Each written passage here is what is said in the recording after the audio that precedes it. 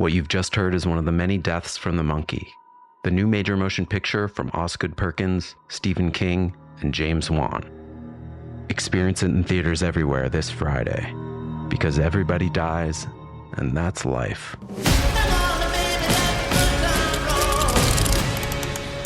Let's have some fun.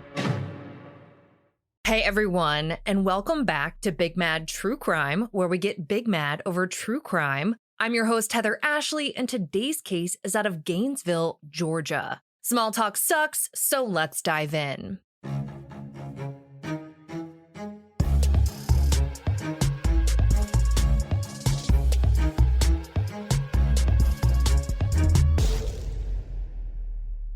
Hannah Truelove was born on May 18, 1996. When she was 7 years old, her parents Mona and Jeff separated. Following their divorce, Hannah lived most of her life with her mother Mona at the Lake Lanier Club Apartments, which was a gated complex in Gainesville. As you can guess from the name, the Lake Lanier Club Apartments are just off of Lake Lanier. In fact, you can see the lake from one of the apartment complex's two pools, and I'm talking fancy pools, like the kind of fancy where it's not just a regular shape, it's like abstract fancy. The whole place is just flat out nice, the grounds are beautiful, there are mountain views, and it's one of those places where you might even forget that crime even exists. It's a little bubble where things like that kind of feel like it only happens to other people. But as we'll learn in this case, no one and no place is immune from the evils of this world.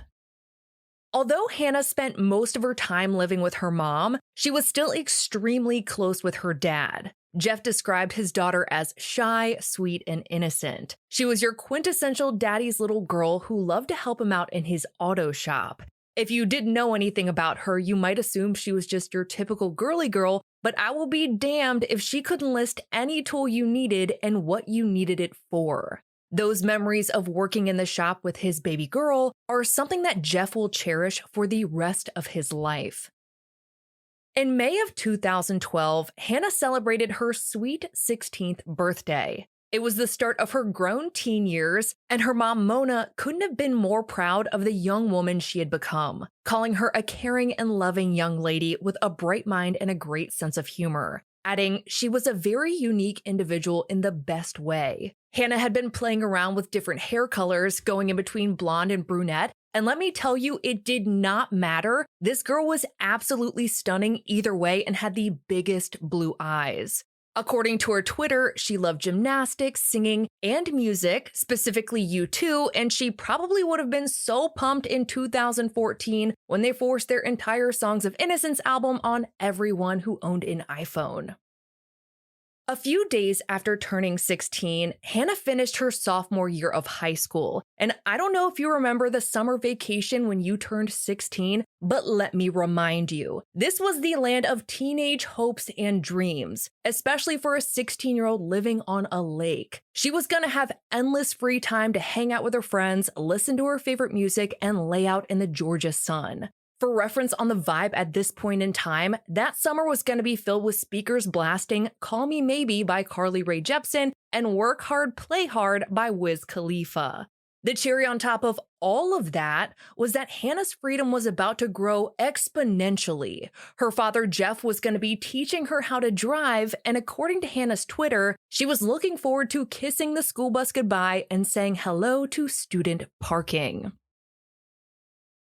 In mid-August of 2012, Hannah started her junior year at Gainesville High School. Her principal later told ABC she had a very supportive group of friends she hung around. She was a sweet young lady, very mannerable and respectful. The school's counselor, among others, added that Hannah was a gentle spirit who was calm and just seemed to love life. To sum up everyone's descriptions of Hannah, she was a calm and gentle soul that wasn't one to rock the boat and just wanted to make sure everyone felt loved, respected, and was happy. She was thoughtful and kind. She was also at the age where she was starting to think about what she was going to do after high school, and it seemed like a complete no-brainer. Of course, a girl like Hannah loved animals, specifically her cats and her Yorkshire Terrier. The big picture dream was that one day she would become a veterinarian. But again, the evils of this world would steal that dream from her before she ever got the chance. On August 20th, Jeff picked Hannah up from the apartments to go back to school shopping because it's just not cool to have your dad following you around at 16 when you're trying to buy clothes. He gave her $300 in cash to spend all by herself at the mall. Having listened to enough true crime, you might think that this is where things go awry, but it's not at all. Hannah had a blast, she got what she wanted, and then let her dad know that she was done. After finishing up the shopping, she and her dad went to dinner at a Mexican restaurant nearby, and once they were done, Jeff and Hannah headed out, dropping Hannah off at her mom's apartment complex at around 7 p.m. On no planet anywhere in the entire universe would it have even occurred to him that he would never see his daughter again.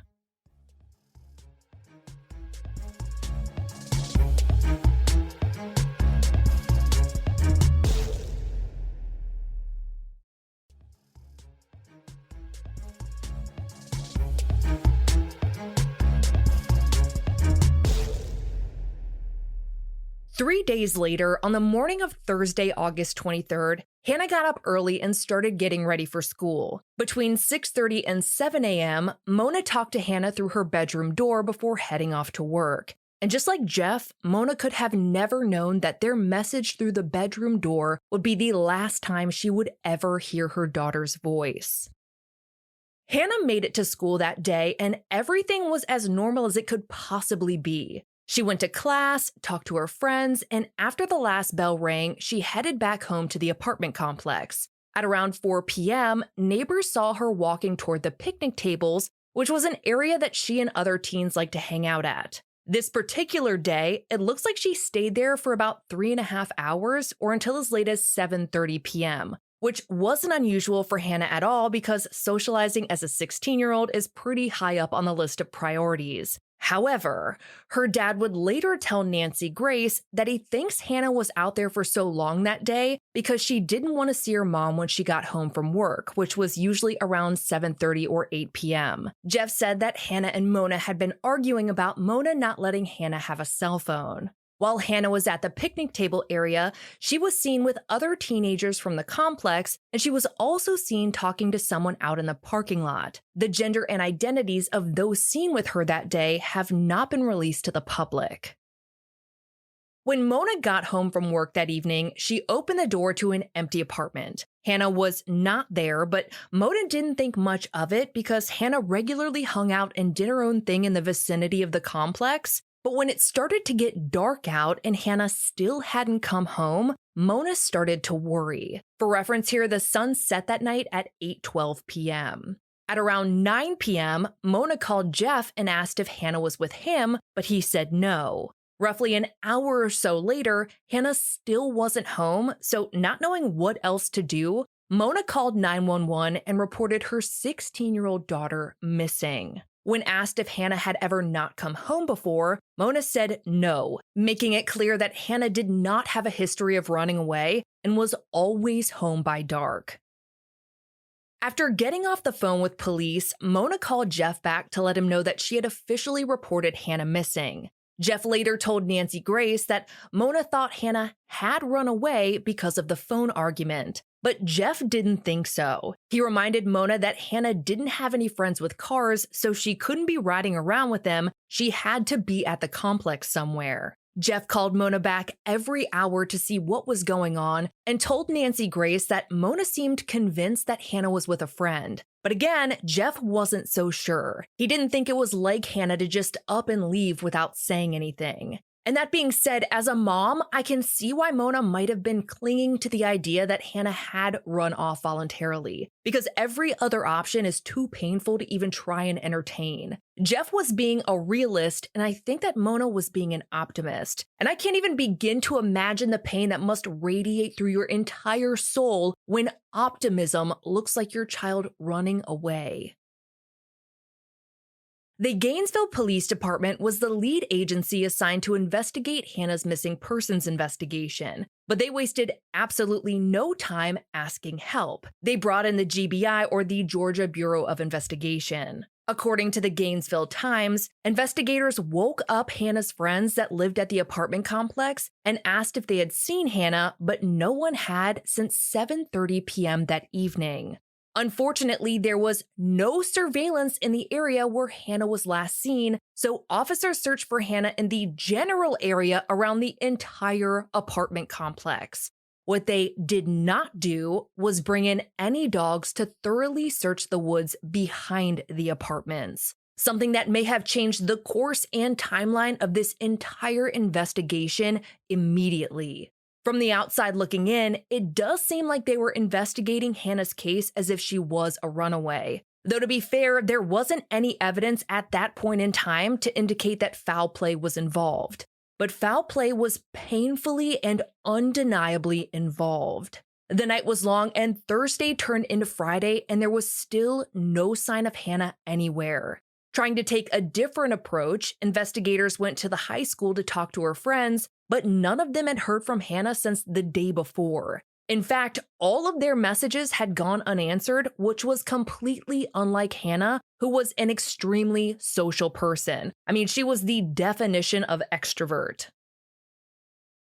Later that evening, at around 7:30 p.m., a man who was visiting family at the Lake Lanier Apartments went for a walk behind the complex. When he was about 100 yards or 1 football field away from the picnic area, he saw what he thought was a mannequin down at the bottom of a ravine, and it has never, ever been a mannequin.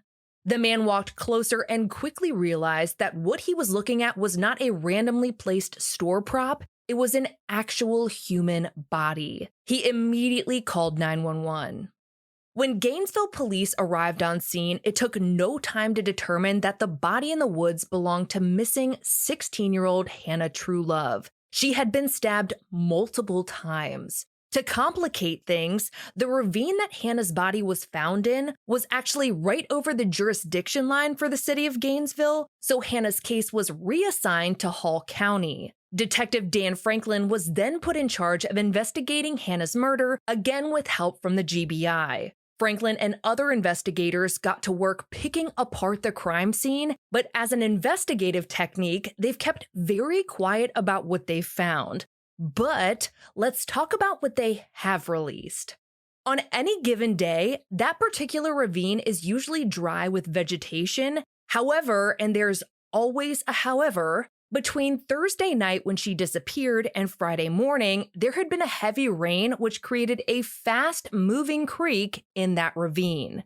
Because of that, Hannah's body was submerged in running water, which meant that a lot of potential evidence was washed away with it. Investigators have said they were able to collect some evidence, however, all of the blood evidence at the scene was gone. Despite the lack of physical evidence, investigators were able to make a few conclusions. Hannah was likely killed where her body was found, and she was likely led there by the killer or she went there willingly. Lead investigator Franklin later told 11 Alive, "I think there were too many people out that evening. If she was taken against her will, they would have heard something or heard a struggle. I feel she came to this location with somebody voluntarily, somebody she knew." The Gainesville Times further reported that the ravine is surrounded by trees and is secluded. From where her body was found, you can barely make out a few apartment balconies through the trees. However, investigators do believe that the apartment complex was so densely populated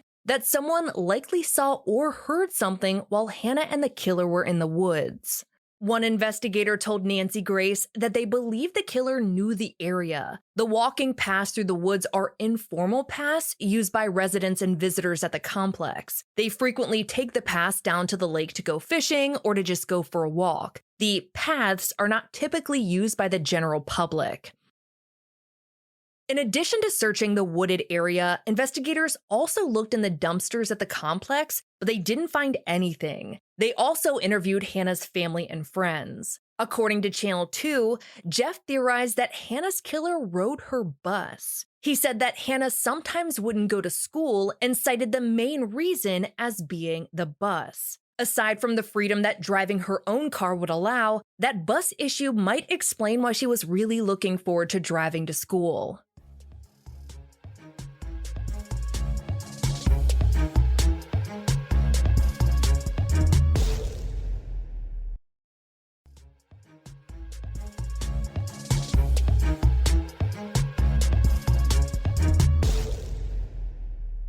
Through interviews with some of Hannah's friends, investigators heard rumors about her having a secret cell phone that her mom didn't know about. Investigators later told 11 Alive, "We chased that as far as we could chase it, and we never determined that she had a secret phone." Instead, investigators said that they found that Hannah communicated with friends through a Nintendo DS. They combed through that DS, but found nothing that would help them solve Hannah's murder. Investigators also found that in the weeks leading up to her murder, Hannah had posted some ominous messages on Twitter, so let's walk through some of those.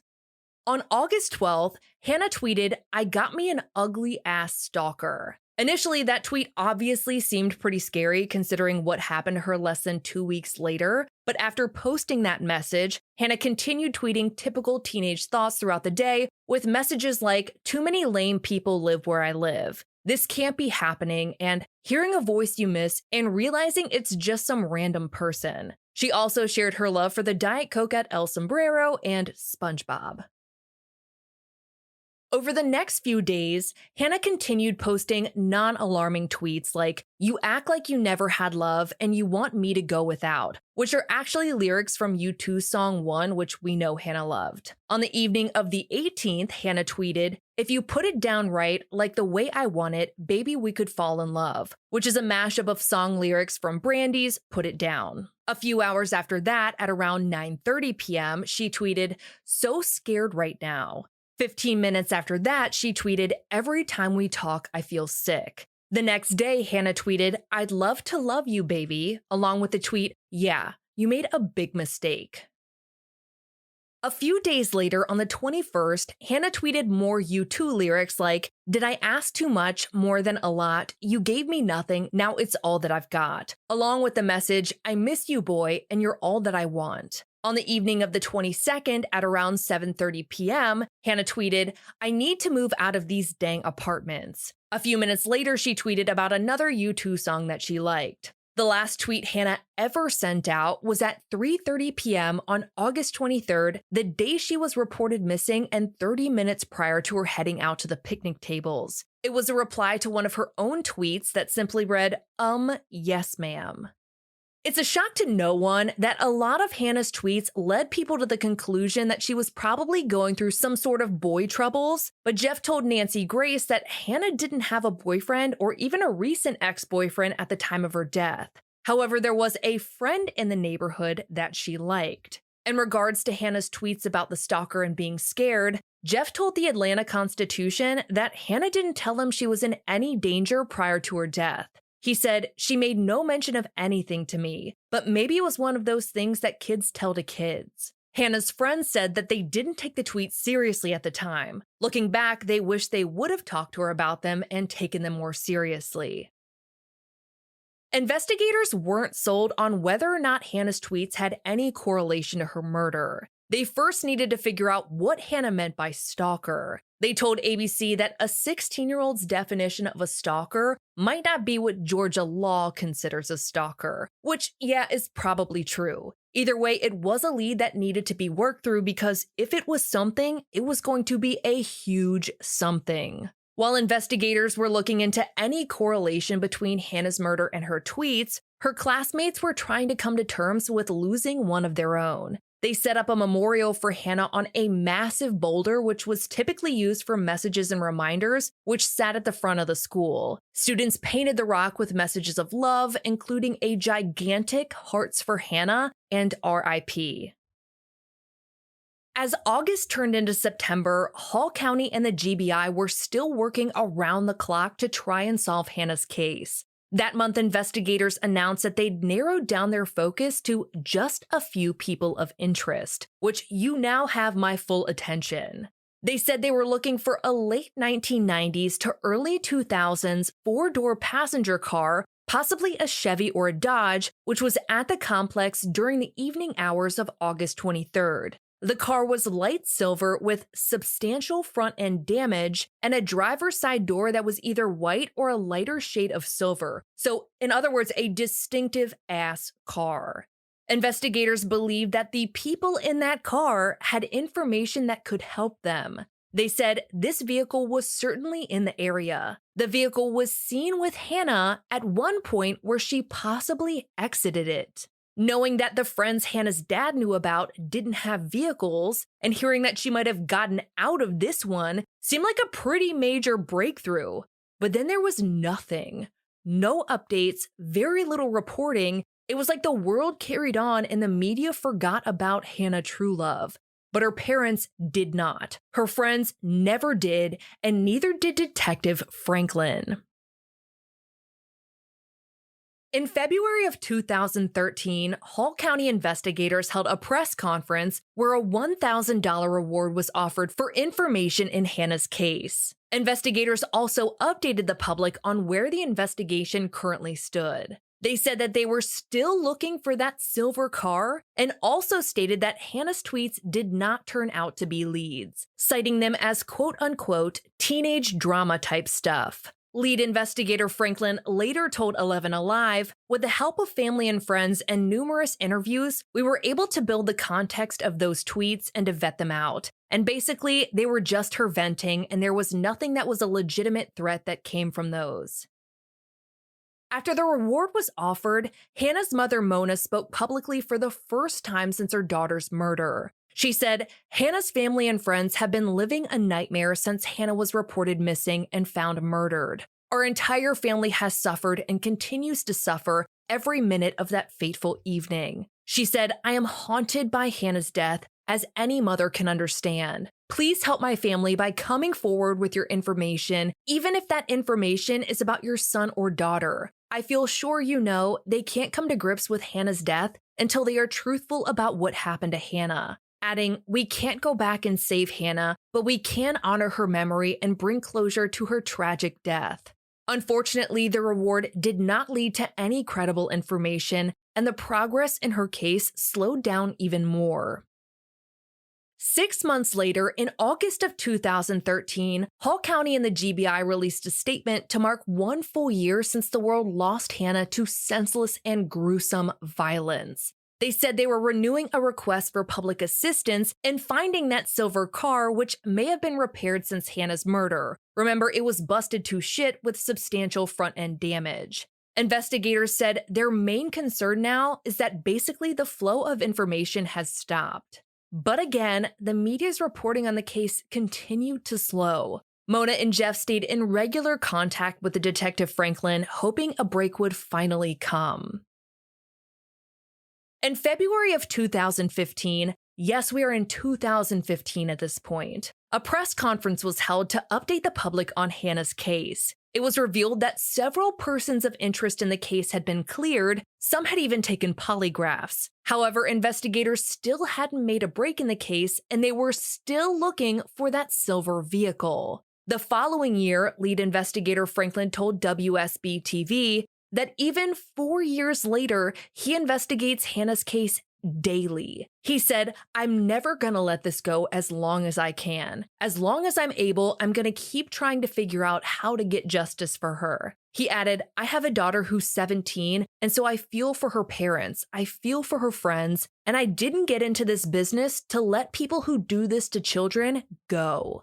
Franklin offered an update on the case stating, we've had several persons of interest that we've talked to that remain persons of interest. What we're looking for is somebody on the fringe, somebody who has knowledge that has a piece of information that'll open the door to these people that we've already looked at and we're not ready to discount yet.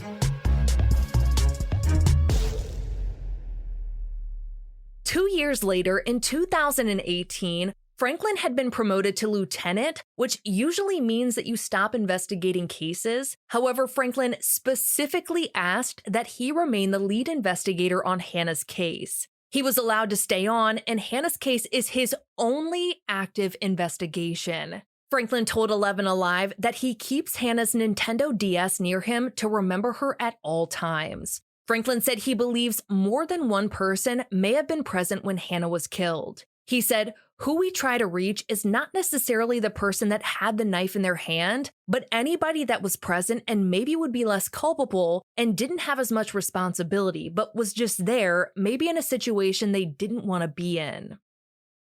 In August of 2022, just a few weeks before the 10-year mark of Hannah's murder, her mother, Mona, tragically passed away at 56 years old. She died never knowing what happened to her daughter. At the end of that month, investigator Franklin spoke with the Gainesville Times about the case. This time, he said there's a suspect, which is a whole lot different than a person of interest and a mighty-ass step in the right direction. That being said, he said there isn't enough evidence for a conviction. And a lot of times when we hear that, we want to scream at the police or the prosecutor, but we have to remember that there's only one shot at getting justice for Hannah. If they charge someone too early and they're not confident in their ability to reach a guilty verdict, they don't get a second chance. Franklin said, "We're confident we know who is responsible for her death. We've had a suspect since the beginning. Our issue is that we have a lack of evidence to tie that person to the crime. It's not to say that we have zero evidence, but we just didn't have enough." Franklin didn't go into much detail about who the suspect is, just that it's a male who Hannah knew before she died. The man was interviewed by law enforcement on 2 occasions, but he always maintained that he didn't have anything to do with her murder. Franklin said that Hannah's case will likely not be solved unless someone comes forward with information, if the killer confesses, or if there's an improvement in DNA technology. Franklin said, "We're never going to give up, never lose hope. As long as I'm around, I'm going to keep moving forward and do what I have to do to get justice for Hannah." Hannah's father, Jeff, also spoke to the Times and said, "It's been 10 years now this month, and still nobody's been charged. It's kind of like Frozen, waiting on somebody to make a move." Jeff hopes someone will come forward with information, if only to relieve their guilt. He said, "I know it's got to weigh heavy on them, on whoever knows what's going on." Anyone with information about the murder of 16-year-old aspiring veterinarian Hannah Truelove or information regarding the vehicle in question is asked to call the Hall County tip line at 770-503-3232 or the GBI tip line at 800-597-8477.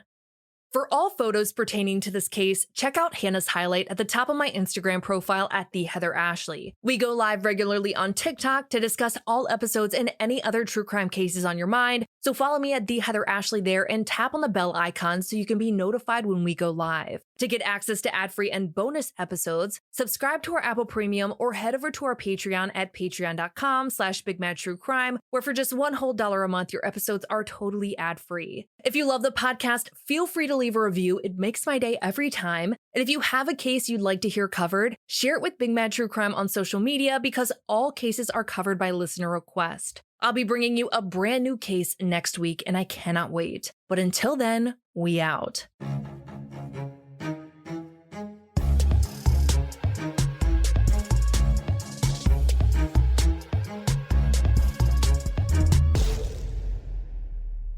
All right, you guys, we are officially at the end of the episode, and it is time to share a review that made my whole ass day. This one is from Lauren Jennings and says, "I truly enjoy the no small talk, and to be honest, Heather could read the dictionary and I would still listen." First of all, Lauren, my favorite person of the day, Jennings, I love you and thank you for taking the time out of your day to do something kind. Please know that I love you and appreciate the absolute shit out of you forever and ever. Okay, I love you. Bye. Master of horror Stephen King raves about the monkey. You've never seen anything like it. It's insane. The monkey that likes killing our family, it's back. Critics are calling it the most fun horror movie in years. It's a bloody, bloody, bloody fun time. Dad, I'm scared. I know. From producer James Wan and Longlegs writer-director Osgood Perkins comes the horror movie event of the year, The Monkey. Rated R. Now playing in theaters.